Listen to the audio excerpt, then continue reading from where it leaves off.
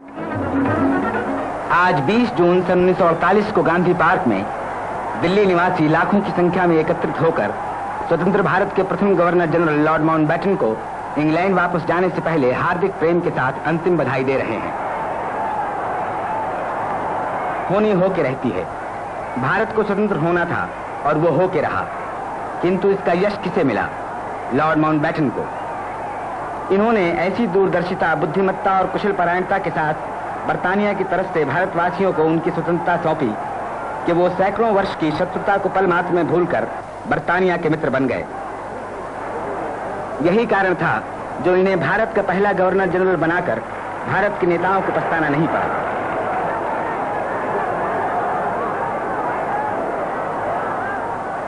आपने जिस प्रकार मंत्रिमंडल की सच्चाई और निर्भीकता से सहायता की है, भारतवासी उसके लिए आपको आज हार्दिक बधाई दे रहे हैं। डीसीबीओ की सेवा में भारत से विदा होने के अवसर पर अभिनंदन पत्र।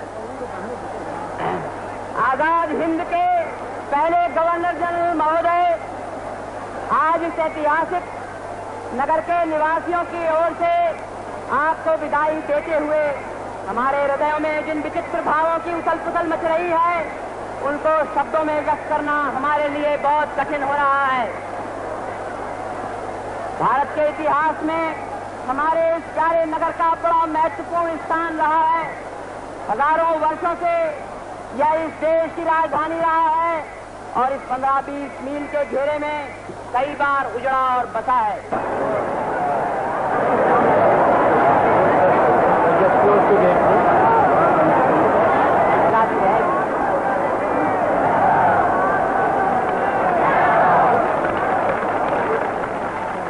दिल्ली म्युनिसिपल कमेटी की तरफ से वाइस प्रेसिडेंट ने इस शुभ अवसर पर लॉर्ड माउंटबेटन को राष्ट्रपिता महात्मा गांधी जी की मनोहर मूर्ति भेंट की। आज बापू का शरीर हमारे साथ नहीं है, किंतु उनकी आत्मा और उनकी अर्पण की हुई सत्य, प्रेम और अहिंसा के साथ जीवित रहने वाली अमर शक्ति हमारे साथ अवश्य है। लॉर्ड माउंटबेटन ने इस भेंट को स्वीकार करते हुए कहा, इस मानवर महामूर्ति का स्थान सदा हमारे सर आंखों पर रहेगा। इसके बाद उन्होंने हिंदुस्तानी में भाषण देते हुए कहा, मैं और मेरे श्रीमाते बहुत खुश हैं कि इस समय पर इतनी सारी बातें जमा हुई है। हम दोनों आपसे विदा होने आए हैं। इस जुदाई से हम दोनों को बड़ा रंग है, लेकिन आपकी दोस्ती और प्रेम हमेशा हमारे दिल में रहेगा। मैं हिंदी का जानता हूँ, इसलिए मैं मेरा भाषण हिंदी में नहीं कर सकता, बाकी अंग्रेजी में बोलूँगा और इसका तर्जुमा हिंदी में किया जाएगा। मैं और श्रीमती जी आपका धन्यवाद करता है। ईश्वर आपकी सहायता करे। स्वतंत्र भारत के मंत्रियों, नेताओं और अन्य देशों के प्रतिनिधियों के साथ भोजन करने के बाद लॉर्ड माउंटबेटन ने जाते जाते इस अमूल्य वस्तु की भारत को भेंट देकर आपस के संबंध को प्रेम के बंधनों से और मजबूत कर दिया। पालन हवाई अड्डे पर स्वतंत्र भारत के ये मंत्रीगण और कार्यकर्ता श्री राजगोपालाचारी को हवाई जहाज से उतरते देखकर खुशी से फूले नहीं समाते।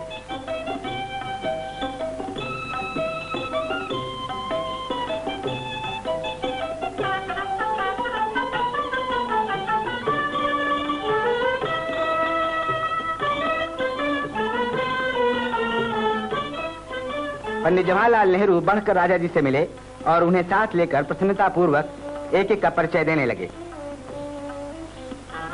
राजा जी बारी बारी हर एक से मिलते और अपनी अथाह प्रसन्नता प्रकट करते हुए आगे बढ़े। स्वतंत्र भारत के होने वाले दूसरे गवर्नर जनरल ने बड़े ही प्रेम के साथ रक्षा दल सैनिकों की देखभाल की। ये लोग कितनी उत्सुकता से श्री राजगोपालाचारी के आने की राह देख रहे हैं। राजा जी आए।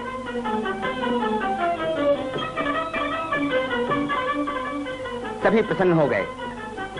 गवर्नमेंट हाउस की सीढ़ियां भी श्री राजा जी के पवित्र चरणों की शोभा से सुशोभित हो गईं। लॉर्ड माउंटबेटन और पंडित जी इत्यादि ने अत्यंत मान और प्रेम के साथ राजा जी का स्वागत किया।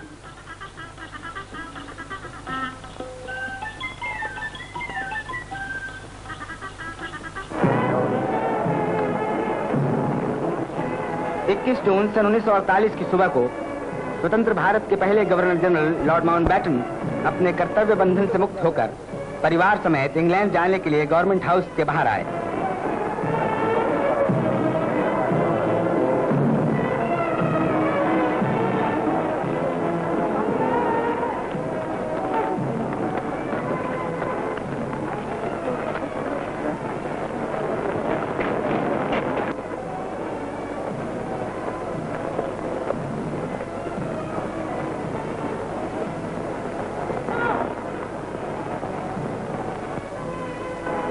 उन्होंने बहादुर सैनिकों की सलामी ली और सबों से विदा होते हुए हवाई अड्डे की तरफ जाने को अपनी सवारी पर सवार हो गए।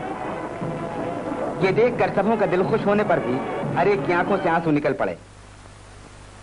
अब ये जा रहे हैं, मगर भारतवासियों के दिलों में स्वतंत्रता का सुख और अपनी प्रेम भरी याद सदा के लिए छोड़े जा रहे हैं।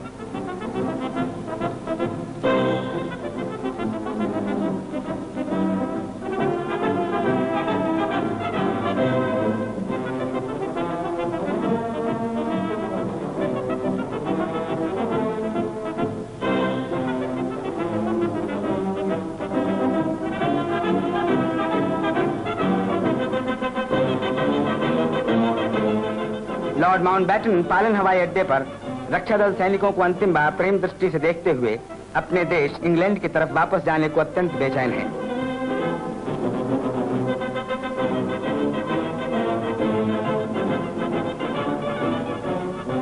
श्री राजा जी भी पंडित जी के साथ इन्हें प्रसन्नता पूर्वक विदा करने को पधारे।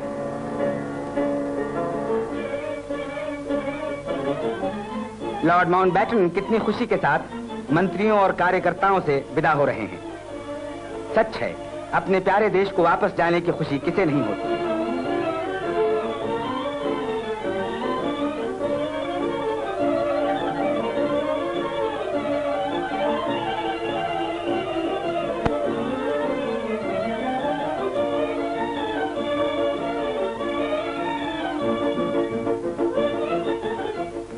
स्वतंत्र भारत के प्रथम अंग्रेज गवर्नर जनरल अब स्वतंत्र भारत को छोड़कर सदा के लिए अपने देश इंग्लैंड वापस चले जा रहे हैं।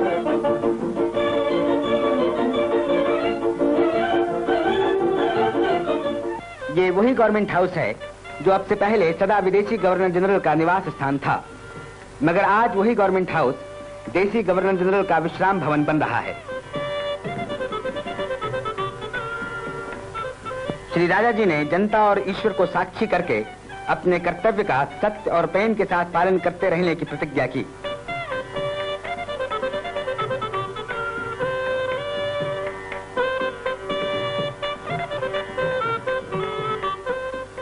जनता अपने नए गवर्नर जनरल को स्वतंत्र भारत के गवर्नर जनरल के सिंहासन पर विराजमान होते देखकर मुग्ध हो रही है। श्री राजा जी ने सबों की प्रसन्नता से अति प्रसन्न होकर कहा, लॉर्ड माउंटबेटन के पश्चात मैंने गवर्नर जनरल की पदवी संभाली तो है, किंतु न तो मैं रण क्षेत्र का सेनापति हूं और न राजनीति का जानकार। मैं हूं केवल देश का एक सेवक कि स्वतंत्र भारत में हर जाति और हर धर्म के लोगों को बराबर का अधिकार है और सदा बराबर का अधिकार रहेगा।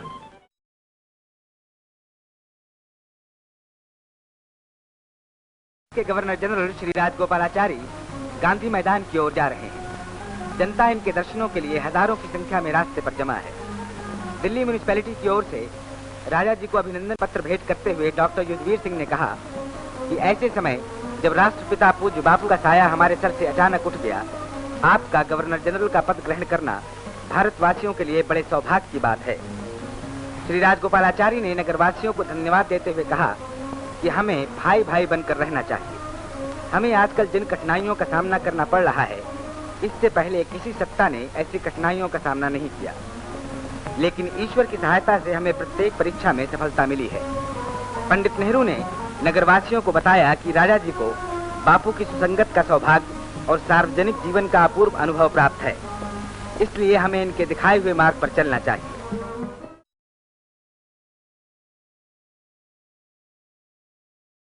is happy to welcome Governor General Chakravarti Rajagopalachari. Srimati Sarojini Naidu followed him.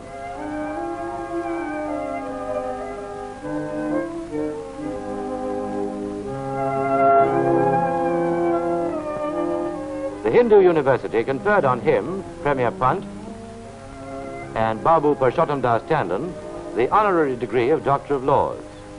Then followed a procession of new graduates to the rostrum to receive their much-prized degrees. Reiterating his faith in democracy, Sri Rajagopalachari warned India's youth against the dangers of caste war. Chanting Vedic hymns, scholars invoke divine blessings on Sri Rajagopalachari. The personification of humility and simplicity, he listens to eulogies while kumkum was applied to his forehead.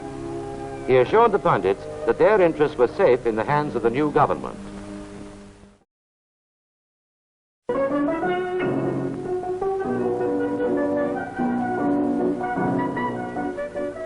Arriving on his first official visit to Bombay, Governor General Rajagopalachari was received by Raja Maharaj Singh.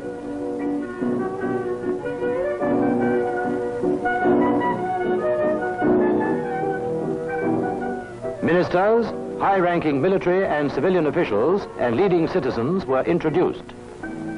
Sri Rajagopalachari inspected a guard of honor. In the beautiful hanging gardens of Malabar Hill, there was a big response to the mayor's invitation to meet the Governor General.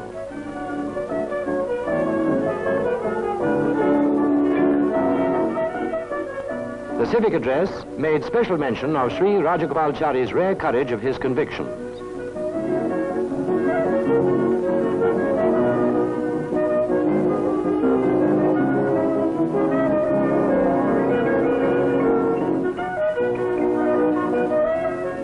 Replying, Rajaji hoped that the new year, which began well with the ceasefire in Kashmir, would develop goodwill among all classes of people.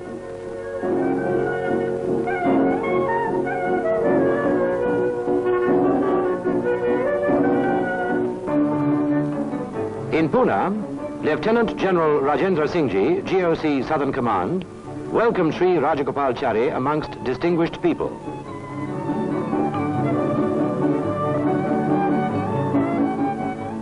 Addressing the Maharashtra Chamber of Commerce, the Governor General advised industrialists not only to increase national wealth, but also secure the goodwill and cooperation of labor.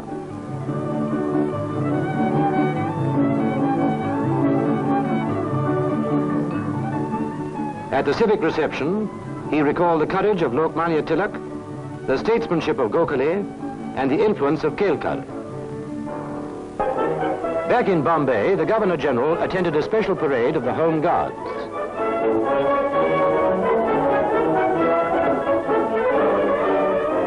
These smart lads, rightly known as the country's second line of internal defense, showed fine form as the Governor General made his inspection, accompanied by the Commandant.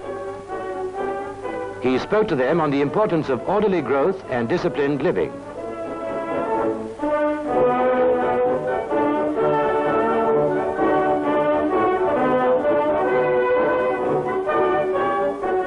On the Royal Indian Navy's flagship, HMIS Delhi, the Governor General met the officers and inspected the ship's company drawn up on deck.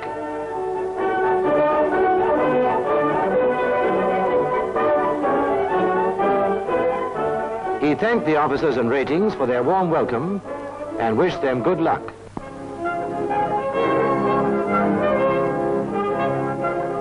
Referring to Muslims affectionately as the youngest children of the Indian family, Sri Rajagopalachari appealed to them for harmonious living and the shedding of fear and suspicion. Premier Kher translated the English speech into Hindustani.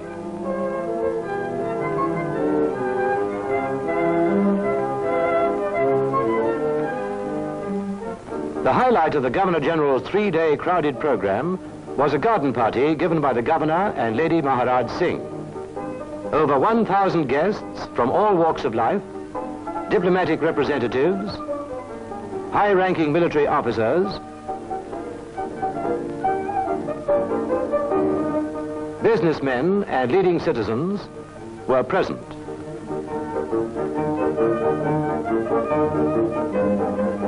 The Governor-General, with characteristic simplicity and informality, moved among the guests and talked to several old friends.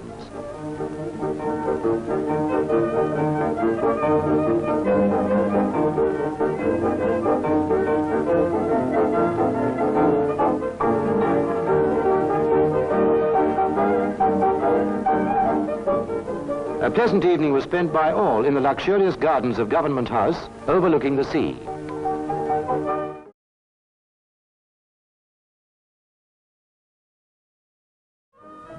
India's new Commander-in-Chief. General Bhucher, retiring Commander-in-Chief of the Indian Army, welcomes his successor, General Cariappa. A warm handshake ushers in a great event, symbolic fulfillment of military Swaraj. In a special order of the day, General Cariappa paid a tribute to Mahatma Gandhi and the national leaders. India proudly salutes her youngest Commander-in-Chief, 49-year-old General Cariappa, an ideal soldier. General Bhucher inspected a guard of honor presented by the 1st Jat Regiment outside Army headquarters. India's heritage is an army of glorious traditions and achievements. These officers and men, imbued with discipline, moral integrity and loyalty, are dedicated to the sacred task of defending the motherland. The last British Commander-in-Chief in India, leaving after 34 years of distinguished service. The first day's budget of work for the new Army Chief included a high-level military conference with his counterpart from Pakistan. General Cariappa led the talks on behalf of the Government of India. Major General Kulwant Singh, Lieutenant General Srinagesh,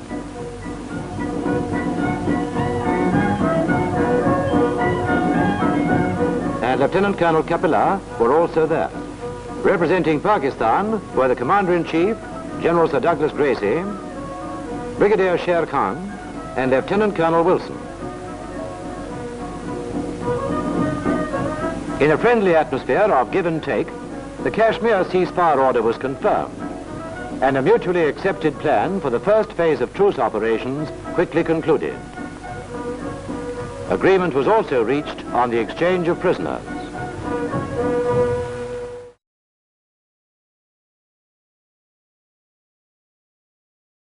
The wheel has turned full circle.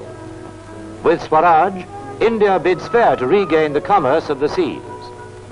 South India's maritime greatness was revived at the small coastal town of Tuticorin when the Governor-General launched a new merchant ship. It was a festive day. The Premier of Madras and other notables took part in the celebrations. Before a vast gathering, Sri Rajagopalachari recalled the ancient glory of Indian shipping, as well as the more recent struggles of patriotic pioneers like Chidambaram Pillai against vested interests. The Governor-General broke a coconut, the ceremonial symbol of wealth and prosperity. Sri Rajagopalachari also gave his good wishes to the captain and others manning the ship. Flying the national ensign, the V.O. Chidambaram is ready to start a new coastal service to Colombo.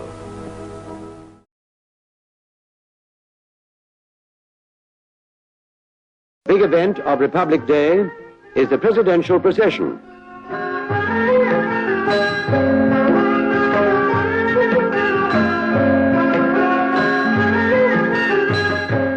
The 5-mile-long route lies through the main streets of New Delhi. The decorated coach is drawn by 6 chestnut horses.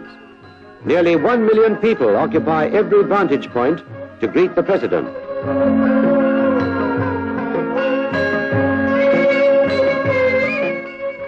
It is a wonderful sight which young and old will long remember.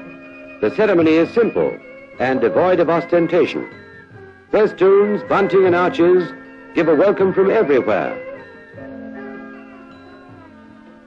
Humbled in the heyday of his life and of the nation's glory, Dr. Rajendra Prasad acknowledges with folded hands the greetings of the multitude. It is a manifestation of transcendent joy over the fulfillment of national freedom.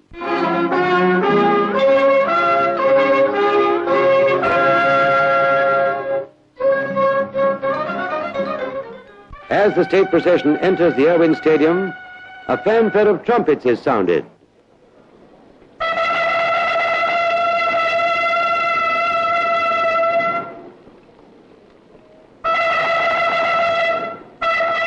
Enthusiastic cheers are heard from more than 30,000 people who occupy every available seat in the stadium.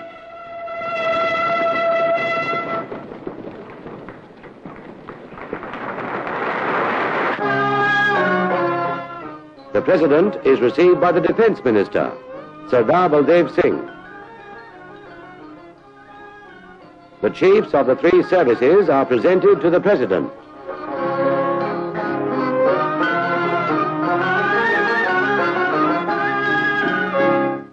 Dr. Rajendra Prasad mounts the saluting base. The national flag is unfurled. Massed bands play the national anthem.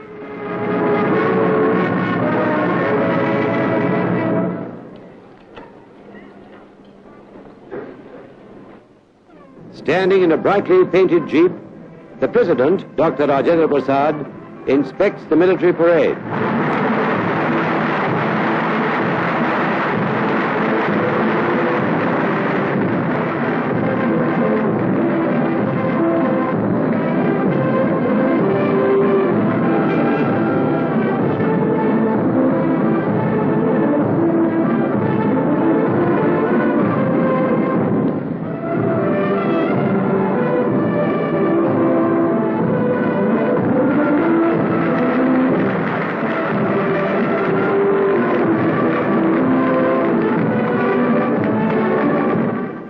"31 guns boom out as the President returns to the saluting base.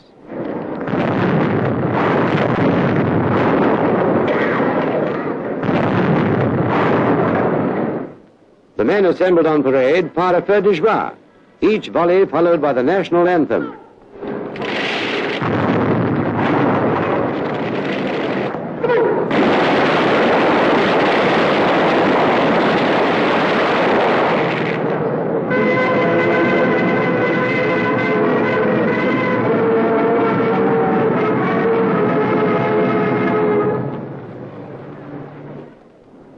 Indian Air Force Liberators fly past in formation.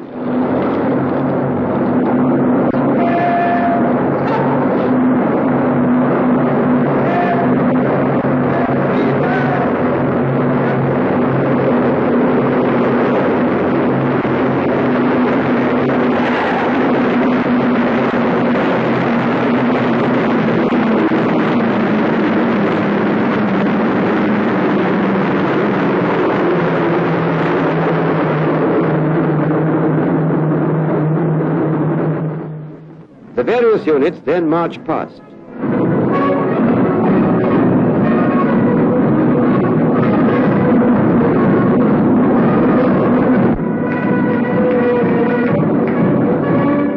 They have taken a pledge to continue to serve the country with unflinching loyalty, devotion to duty, courage, and selflessness.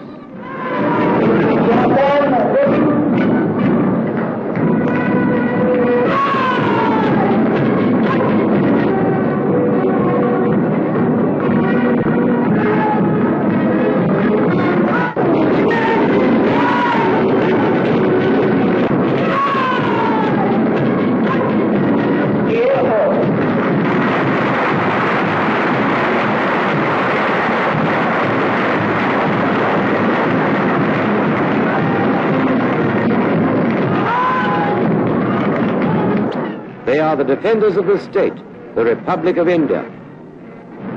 Long live the Republic. Jai Bharat.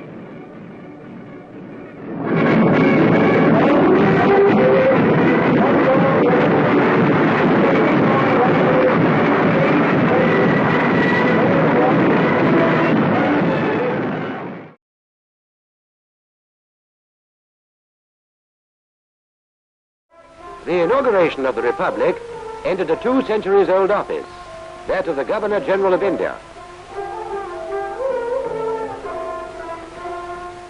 Sri Rajagopalachari, the last Governor-General in the line begun by Warren Hastings, and the first Indian to hold this high office, leaves Government House on the morning of January the 27th.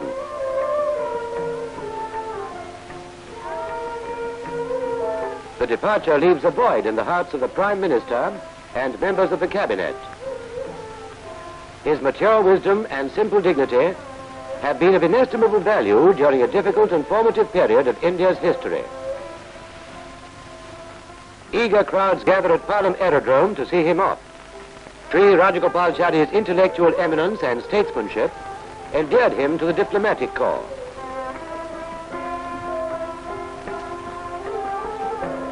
Affectionately, Rajaji takes leave of friends and colleagues. Sardar Patel is visibly moved. So is Dr. Rajendra Prasad. Delhi bids farewell to Sri Rajagopalachari, an illustrious member of the old guard of our national movement, a philosopher full of the milk of human kindness, a scholar, thinker, and statesman.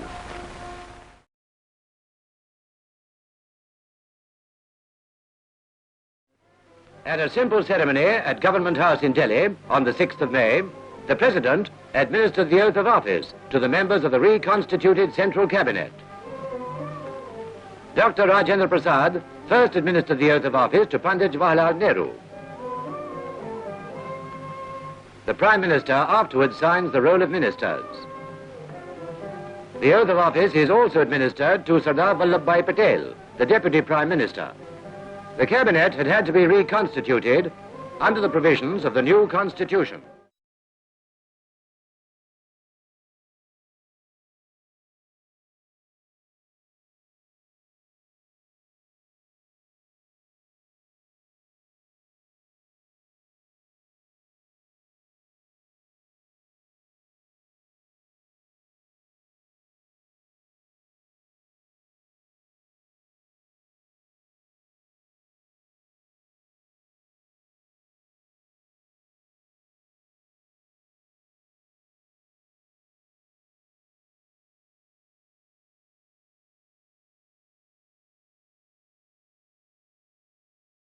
At Government House in New Delhi, Dr. Rajendra Prasad was profusely garlanded by his friends and admirers on his 66th birthday.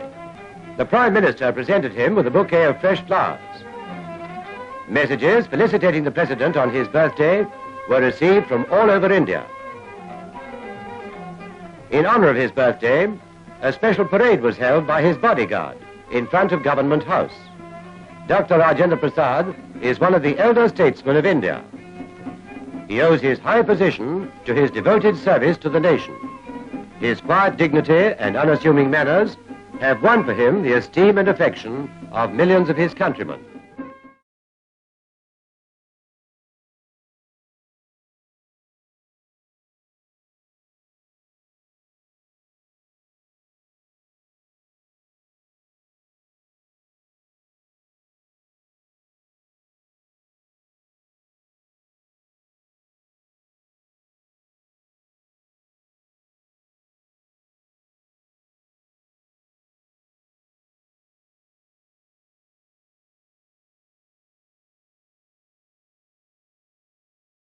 The President, Dr. Rajendra Prasad, was 67 on December the 3rd. Messages wishing the President many happy returns of the day were sent from all over the country and from abroad. On the occasion of his birthday, the President's bodyguard, with army and police units, took part in a ceremonial parade at Rashtrapati Bhavan. Prominent citizens of Delhi and members of the President's personal staff conveyed their greetings to Dr. Rajendra Prasad.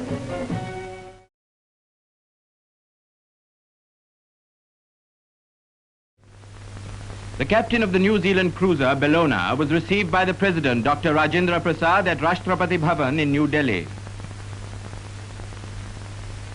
Captain Dolphin also called on the Prime Minister and presented the message of greeting sent to him by the Prime Minister of New Zealand.